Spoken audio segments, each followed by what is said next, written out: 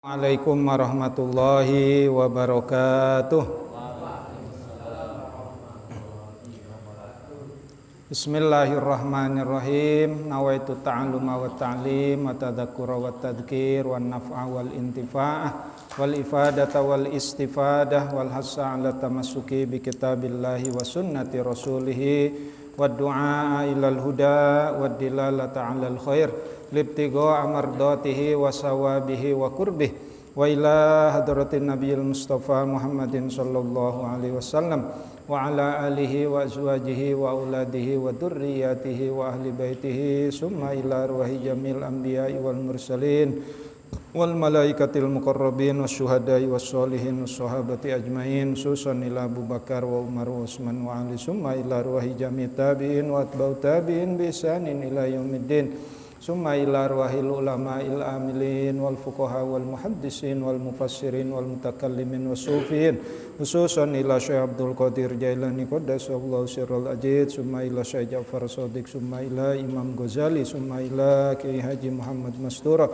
summa ila rahi jamil muslimin wal muslimat wal mu'minin wal mu'minat min masyariqil ardi ila magharibiha min barriha wa bahriha min yaminiha ila shimaliha summa ila ruhi abaina wa ummahatina wa jaddina wa jaddatina wa khalina wa khalatina wa ammina wa ammatina wa liman ahsana ilaina summa muallif hadal kitab al-imam al-alim al-fadil abi Abdul Mu'ti Muhammad Nawawi ala safinatin najah fi usuluddin wal fiqhi li-syekh al-alim al-fadil Salim ibni Samir al-Hadrami ala madhabil imam Syafi'i rahimahullahu ta'ala syai'un lillahi lahum al-fatihah.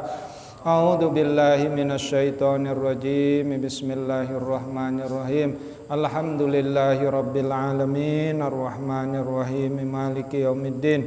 Iyyaka na'budu wa iyyaka nasta'in. Ihdinas siratal mustaqim.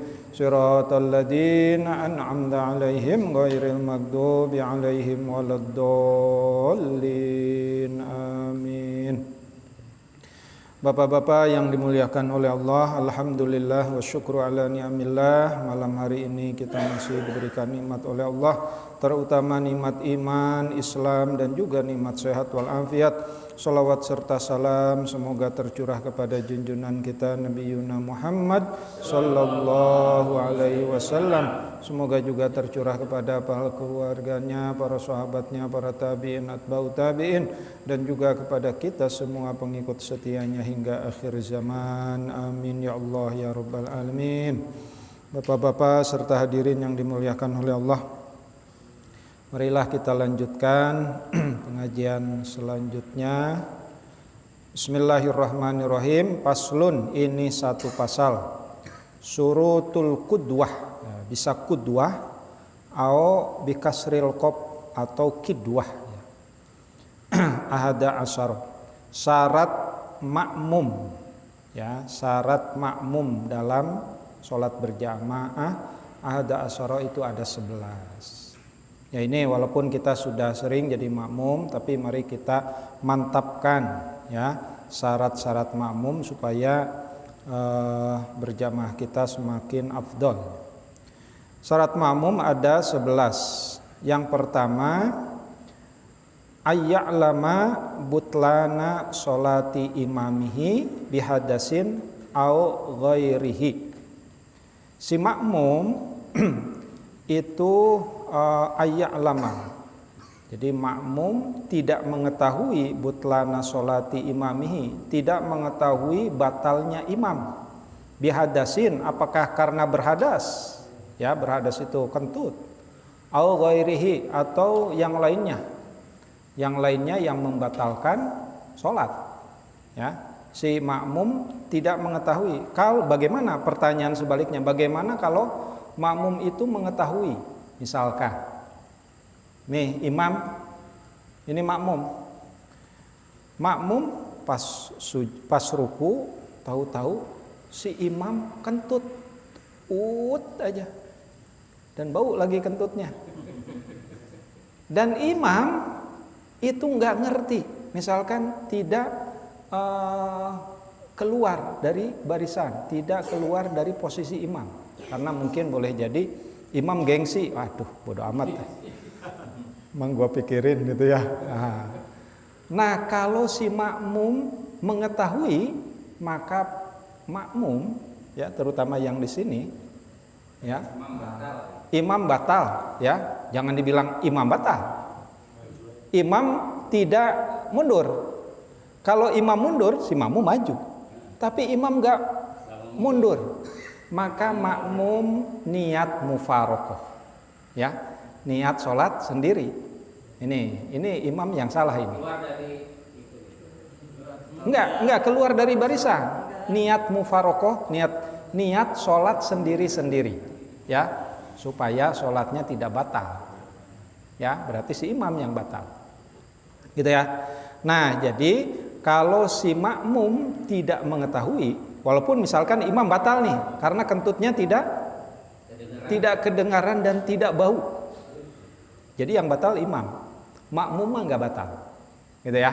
Oke, jadi itu pengertian dari Allah ya'lama butlana sholati imamihi bihadasin au ghairihi. Yang kedua, wa alla ya'taqida wujuba qada'iha alaihi ya. Dan si makmum tidak mengiktikadkan, iktikad itu apa? Tidak meyakinkan ya, wajibnya qada'iha, qadanya si imam.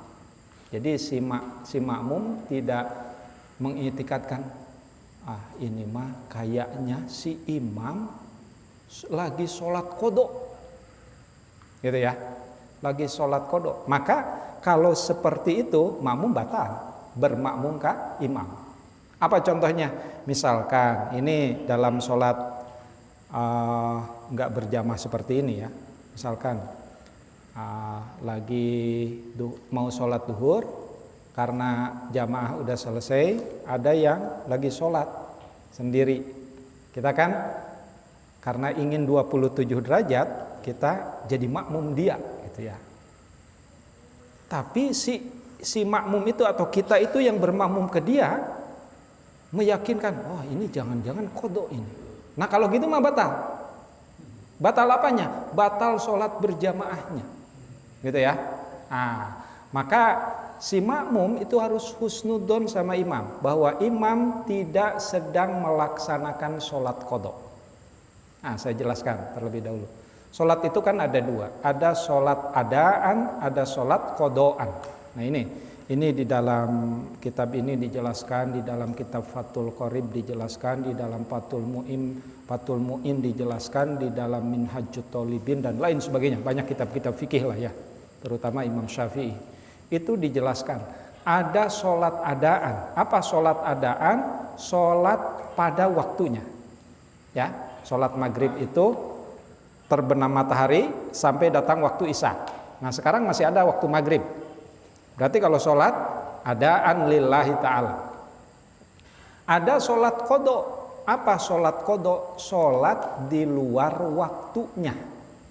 Nah beda, nanti sholat jamaah qashar beda itu mah ya. Jadi misalkan kayak gini. Nah ini di dalam hadis Nabi, terutama silakan bapak-bapak kalau punya kitab fikih sunnah karangan Said Sabiq, itu ada hadis Nabi yang menjelaskan bahwa qada itu sebabnya dua. Apa sebabnya? Pertama karena lupa, yang kedua karena ketiduran. Ya, misalkan bapak lupa nih, belum sholat asar, baru ingat sekarang. Maka segera sholat asar, walaupun waktunya di maghrib. Ya, bapak-bapak ada yang lupa sholat asar nggak? Nggak ada kan? Alhamdulillah ya. Lupa sholat asar, maka sekarang sholat. Sholli fardhu asri. Nah ini talafud bin niat ya. Talafud bin niat dalam kitab ini sunnah. Walaupun niat itu fil qalbi, menurut kitab ini niat itu di fil qalbi, di dalam hati. Wa talafud bin niat bahwa sunnatun. Ya, menurut kitab ini. Usolli fardhu asri arba'a raka'atin mustaqbilal kiblati qada'an lillahi ta'ala. Qada, walaupun di waktu maghrib. Kenapa? Karena lupa. Karena lupa itu dimaafkan oleh agama. Khawarikul adab, di luar jangkauan manusia. Ya. atau ketiduran. Bapak-bapak tidur dari jam berapa ya sebelum asar itu? Dari jam 2:30 bangun-bangun maghrib. Berarti nggak sholat asar kan? Udah maghrib, udah jam 6:30, belum sholat asar. Wudu. Sholat asar. Menurut satu madhab, menurut satu kaul, sholat asar dulu. Tapi menurut madhab yang lain, sholat sohibul waktu dulu. Sohibul waktu dulu. Sholat maghrib dulu, baru sholat asar. Tapi niat sholat asarnya qodo'an lillahi ta'ala. Ya, nah ini qodho. Nah kalau berjamaah, makmum jangan curiga, apalagi i'tiqad. Nah ini imam jangan-jangan lagi qodho nih. Ya kalau kayak gitu mah nggak usah bermakmum, sholat aja sendiri. Kalau sudah yakin bahwa itu yang lagi sholat itu lagi qodho, maka kita nggak usah bermakmum. Kenapa? Kalaupun bermakmum sholatnya batal. Maksudnya sholat berjamaahnya batal. Mendingan sholat sendiri. Ya. Jadi wa alla ya'taqida wujuba qada'iha alaihi. Ya, jadi jangan mengiktikadkan bahwa si imam itu lagi sholat qadha. Yang ketiga, wa alla yakuna ma'muman. Ya. Si imam, nah ini sekarang imam. Imam tidak boleh niat bermakmum. Kenapa? Harus percaya diri karena dia berdiri di depan. Harus niatnya imaman lillahi ta'ala. Jadi jangan di belakang para kiai gini kan. Ya, dia udah terlanjur maju ke depan. Saya jadi makmum aja deh. Padahal posisinya di depan. Nah itu nggak boleh. Harus imaman lillahi ta'ala. Harus pede lah. Pede lagi gitu ya. Haji Weli ya. Kalau jadi imam harus pede. Nah tetapi dalam syarat yang keempat, nah ini wala ummiyan, si imam itu tidak boleh ummi. Apa itu ummi? Tidak bisa baca dan tulis, tidak bisa baca dan tulis, ya. Nah itu mau kemana, Dek? Antarin dulu lah. Ya, jadi si imam itu tidak boleh ummi. Nah, itu kalau misalkan yakin di belakang itu ada yang muallim, ada yang lebih ngerti. Tapi kalau nggak ada siapapun, ya nggak ada muallim, nggak ada yang ngerti, maka nggak apa-apa. Jadi imam, gitu ya. Nah, ini syarat yang keempat, wala ummiyan, tidak boleh ummi. Di sini ada keterangannya, ayyakunal imam al qori. Jadi si imam itu harus qori.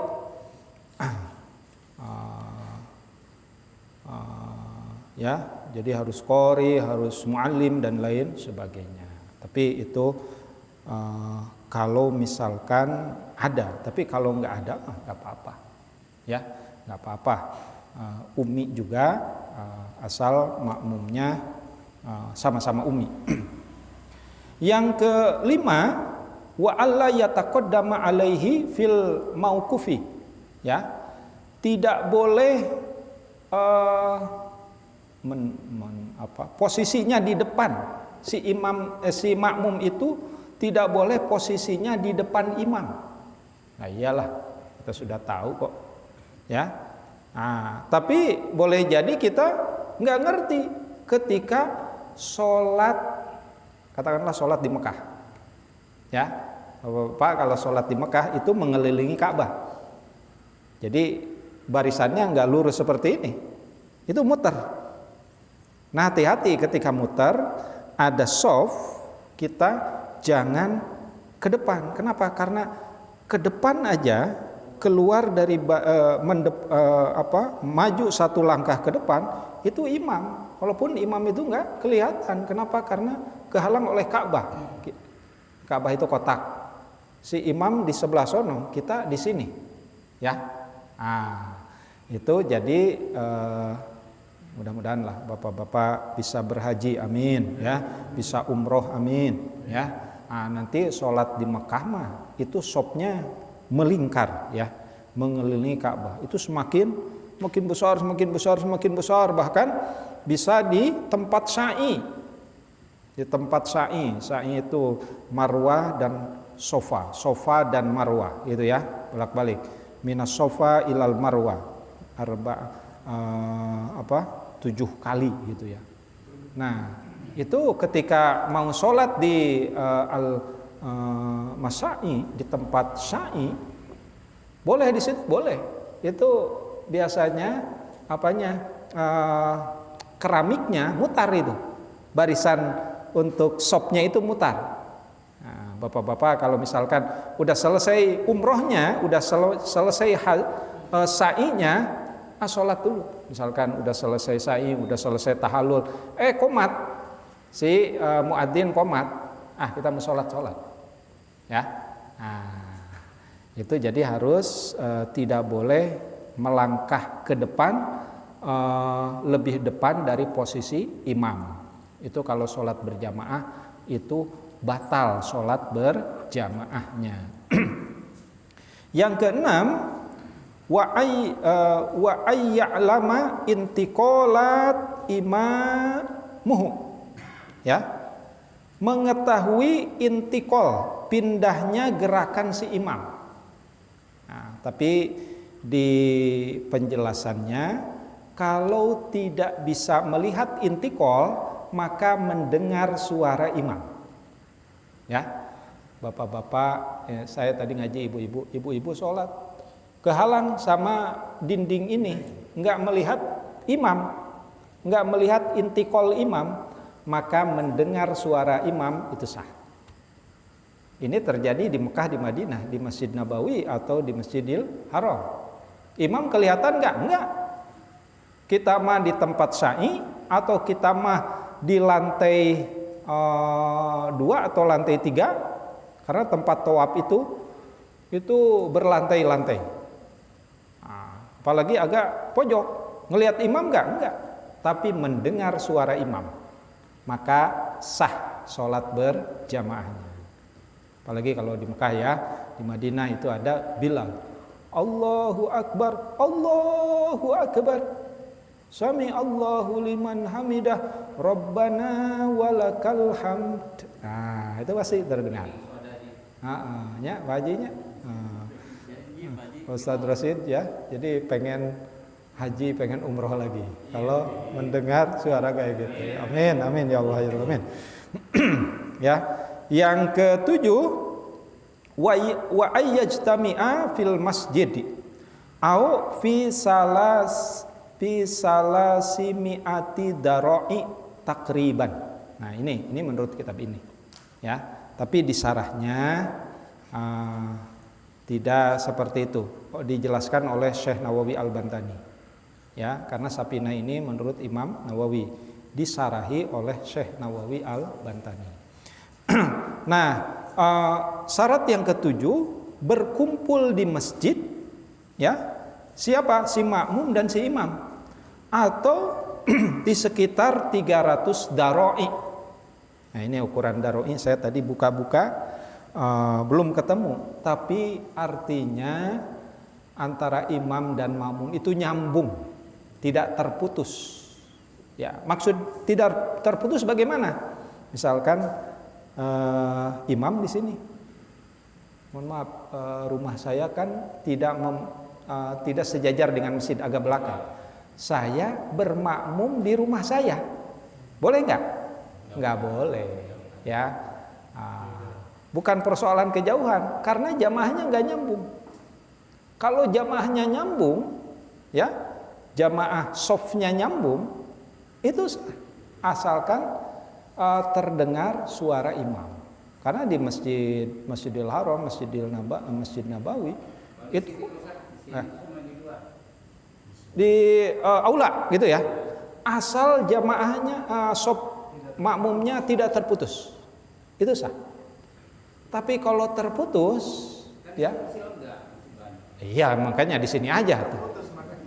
Makanya kalau terputus itu batal berjamaahnya. Tapi di Mekah itu sholat di mall, Pak.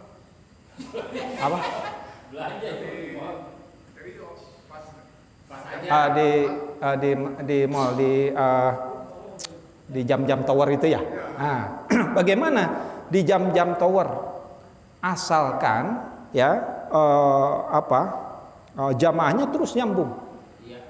Emang di jalan kadang-kadang kalau. Ya, tapi jamaahnya kan nyambung, shopnya terus nyambung kan? Nyambung terus. Kalau terputus batal. Itu di mall sana. Itu enggak diperkenankan itu, tapi karena orang malas. Iya. Akhirnya mereka sholatnya di sholatnya mall itu, tapi mengikuti. Imam di Masjidil Haram di Ka'bah, ya itu nggak boleh itu. Rata-rata di sana di mall atau di market di mall. Ya, asal ya kalau shopnya barisan makmumnya nyambung nggak apa-apa Pak Haji.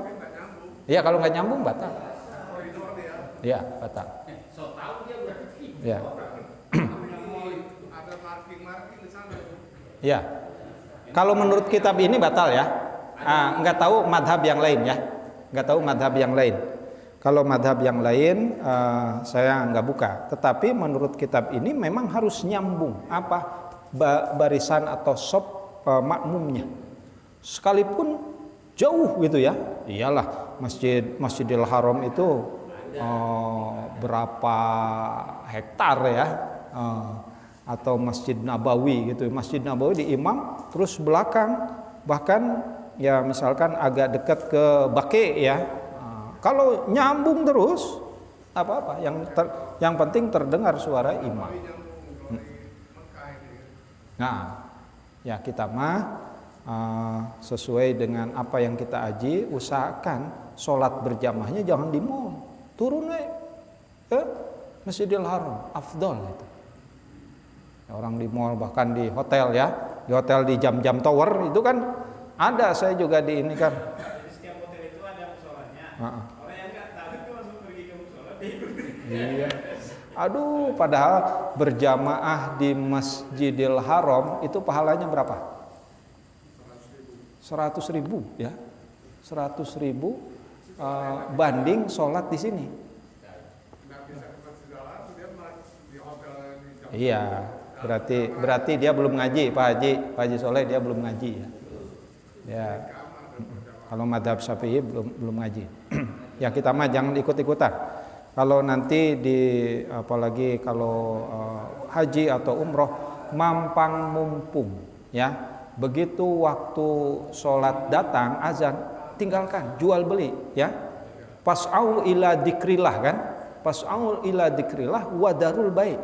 Segera menuju ke dzikrillah, ke tempat masjid, ke tempat sholat, wadarul bait, dan tinggalkan jual beli, tinggalkan hubungan muamalah dengan sesama manusia.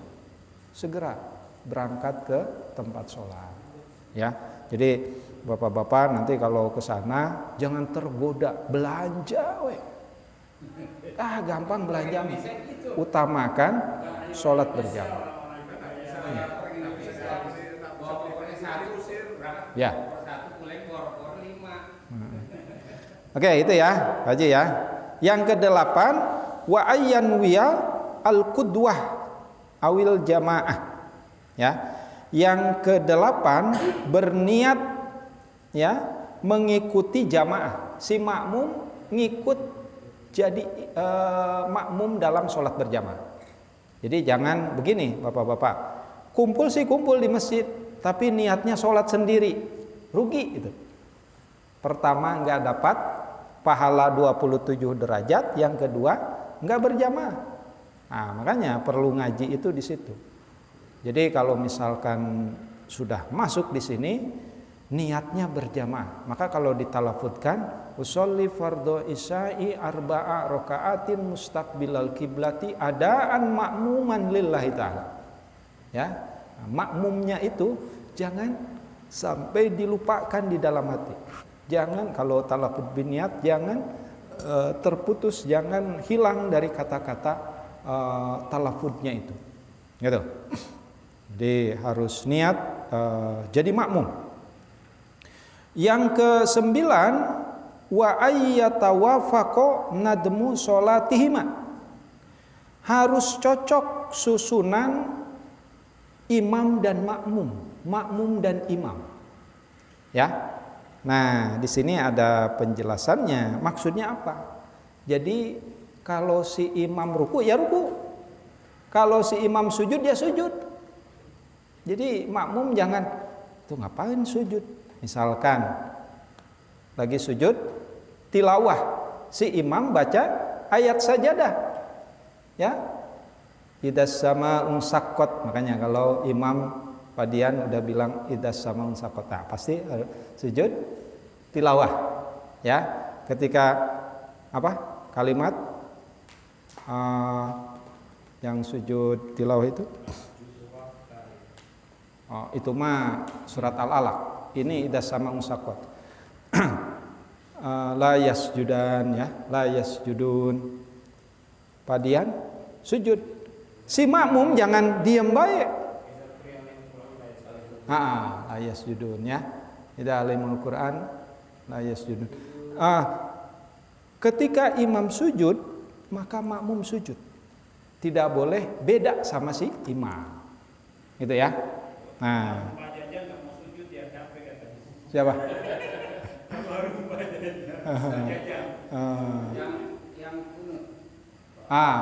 Nah kalau yang kunut di sini nggak ada penjelasan.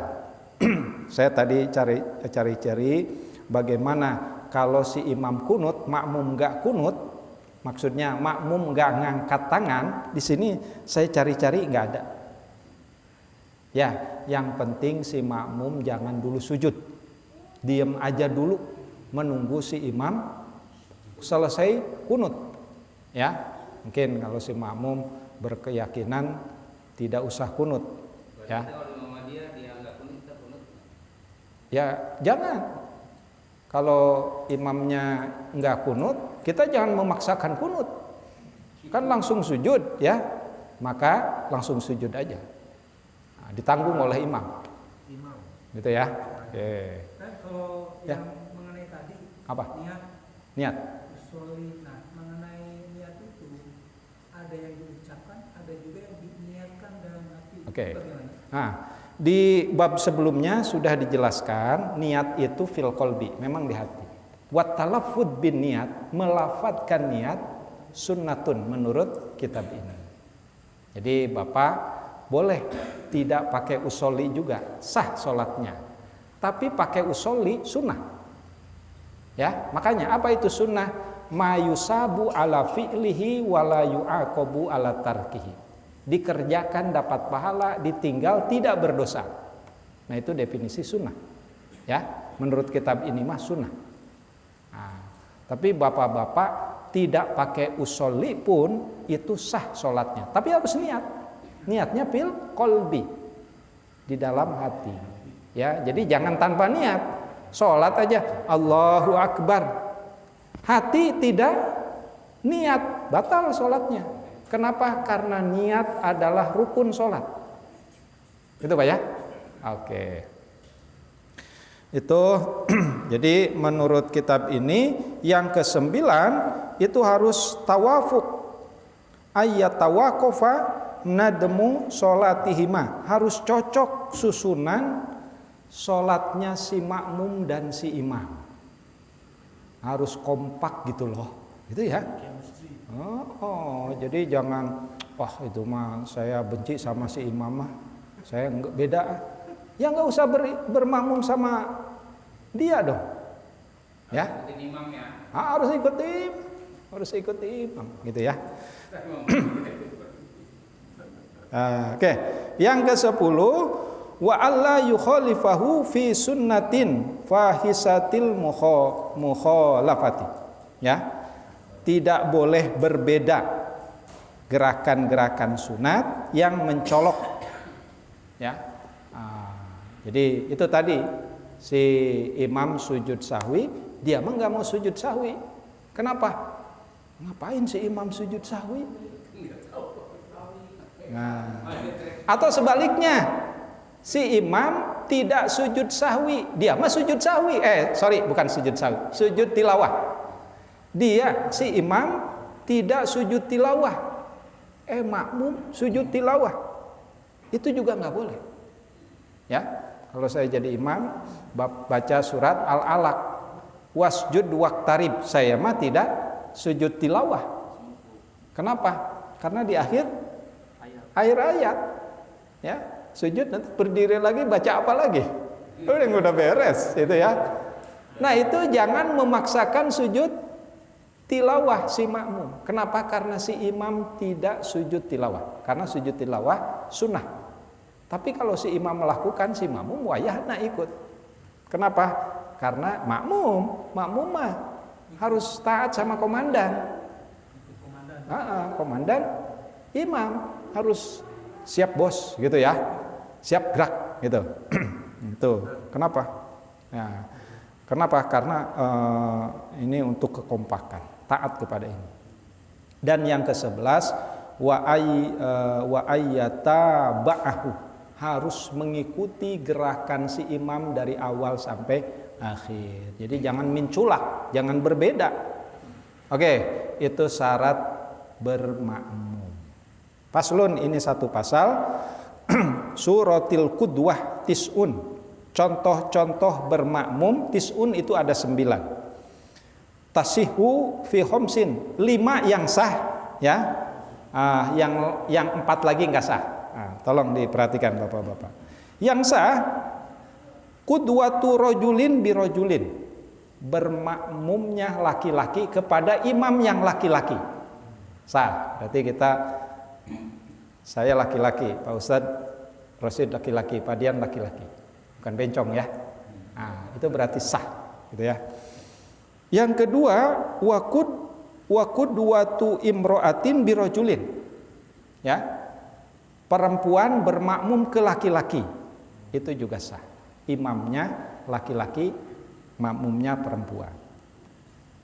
Yang ketiga, waqudwatu khunsa birojulin. Nah, makmumnya bencong, imamnya laki-laki, sah sholatnya. Pak Ustadz, emang ada bencong? Ada. Coba. Itu mah bukan bencong, itu bebencongan.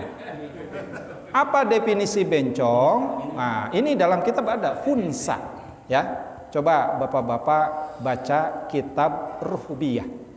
Ruhbiyah itu kitab faraid. Itu ada bab hunsal muskil. Hunsa, bencong itu hunsa, muskil yang menyulitkan. Dalam ilmu faraid, bencong itu menyulitkan untuk menerima bagian tirkah, bagian waris. Maka ketika ada bencong harus diperiksa dulu. Karena definisi bencong itu apa? Punya 2 alat kelamin.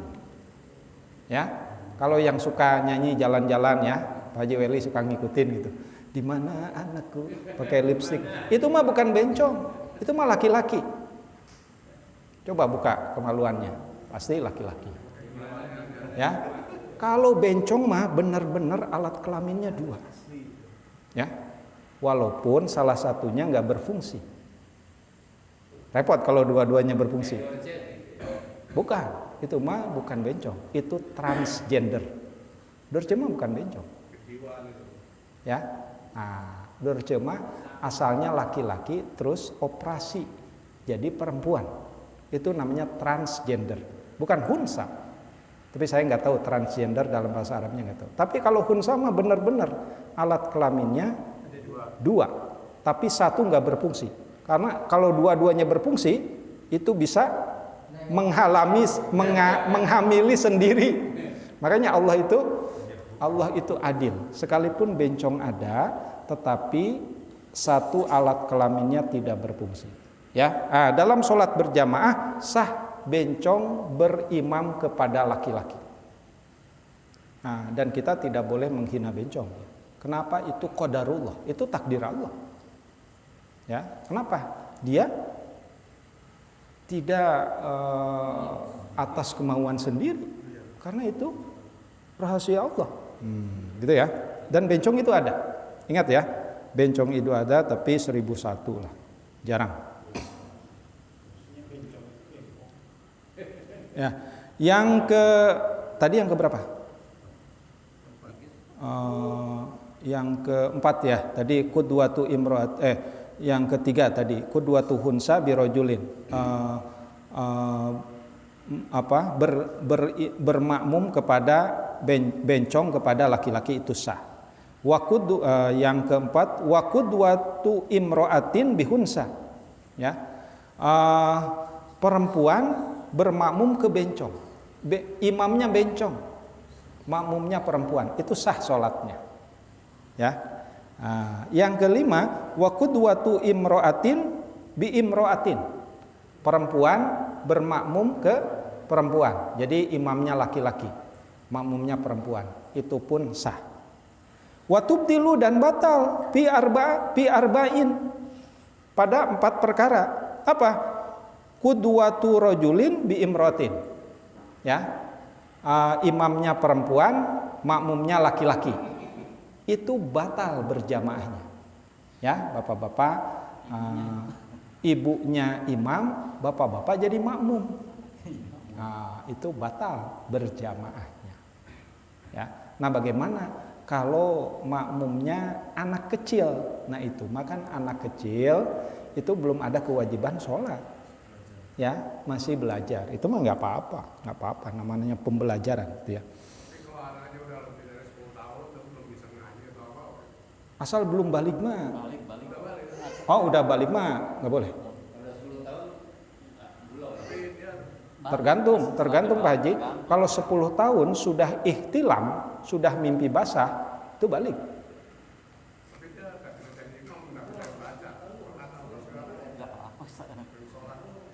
Oke, kalau kayak gitu suruh sholat sendiri atau suruh ke masjid berjamaah di masjid. Gitu ya. Oke, yang ke 3 wa qudwati hunsa bi imro'atin. Ya. Makmumnya bencong, imamnya perempuan, itu batal. Nggak boleh.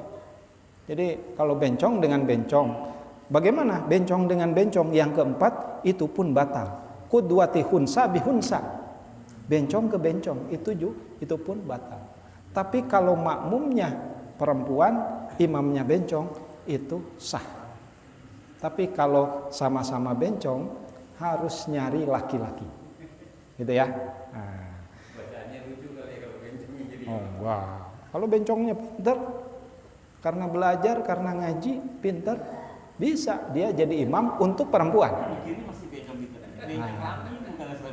Ini bencong syar'i, memang ada bencong itu.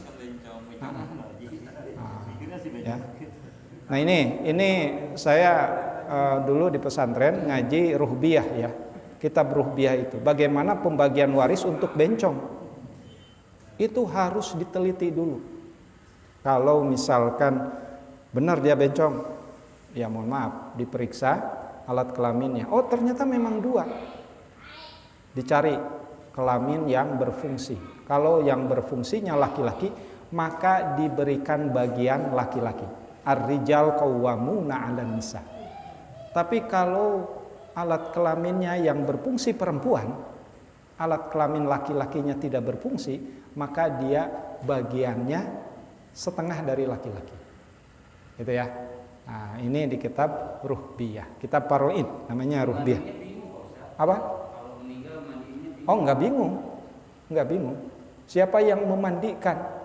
Siapa yang memandikan ahli warisnya? Kan ada 2. Ayo enggak bingung. Bingung di mana? Orang tua. Bingung di mana? Kalau yang laki sama saja posisikan ada itunya. Ya. Bagaimana? Maksudnya siapa yang memandikan? Ya. Kalau seperti itu yang memandikannya ahli warisnya. Ya, misalkan mohon maaf, keluarga. Ya. Kalau anak, bencongnya anak, yang memandikan siapa? Orang tuanya. Kenapa? Karena mahram. Kalau mahram tidak dosa. Bahkan istri meninggal, suami yang memandikan, boleh nggak? Boleh. Atau sebaliknya, suami meninggal yang memandikan istri, boleh? Boleh. Gitu ya. Yang tidak boleh itu yang meninggal orang lain perempuan dimandikan oleh Pak Haji Weli. Nah, itu nggak boleh. Ya. Apa? Mahram. Mahram itu artinya posisi boleh melihat aurat. Kalau menurut Imam madhab Syafi'i tetap batal, ya. Beda dengan madhab yang lain. Jadi dalam madhab Syafi'i bersentuhan suami dengan istri itu batal tanpa hijab. Tapi di madhab Imam Ahmad bin Hambal itu tidak batal, ya. Makanya kalau saya dengan istri saya, karena saya Syafi'i, kalau salaman setelah sholat pakai penghalang, karena saya Syafi'i. Jadi kalau madhab Hambali itu tidak batal, madhab Hanafi tidak batal. Kenapa? Karena sudah jadi suami istri. Nah itu makanya kita harus tahu apa?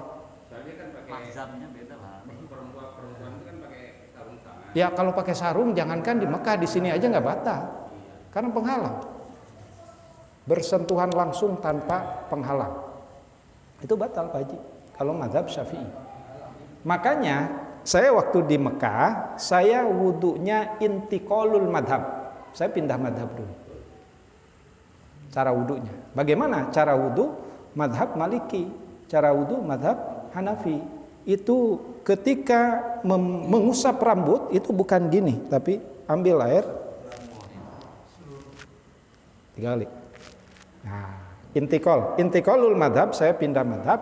Maka ketika saya bersentuhan dengan istri nggak batal, karena intiqalul madhab.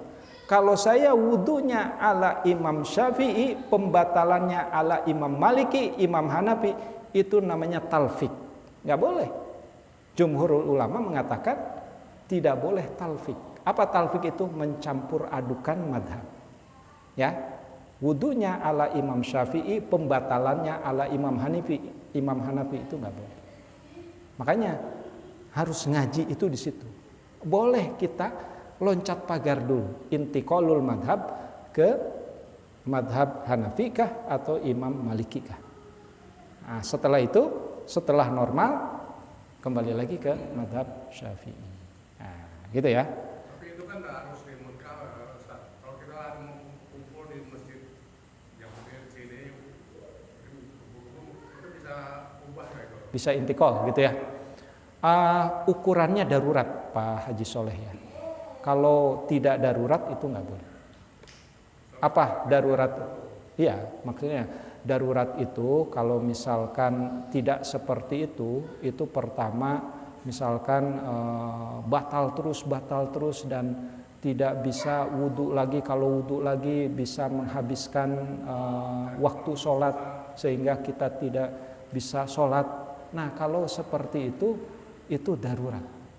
Ketika darurat masuk kaidah ad-darurat tubihul mahdurat. Dalam keadaan darurat, emergensi, tubih itu mubah, boleh. Mahdurat yang dilarang pun itu jadi halal. Jangankan itu, makan daging babi pun kalau dalam keadaan darurat itu boleh. Pak Haji Soleh camping ke gunung,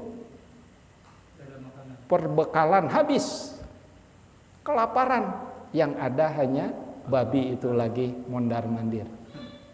Bunuh itu babi, sembelih babi, kemudian makan dagingnya, tapi yuqaddaru biqadariha, sewajarnya saja.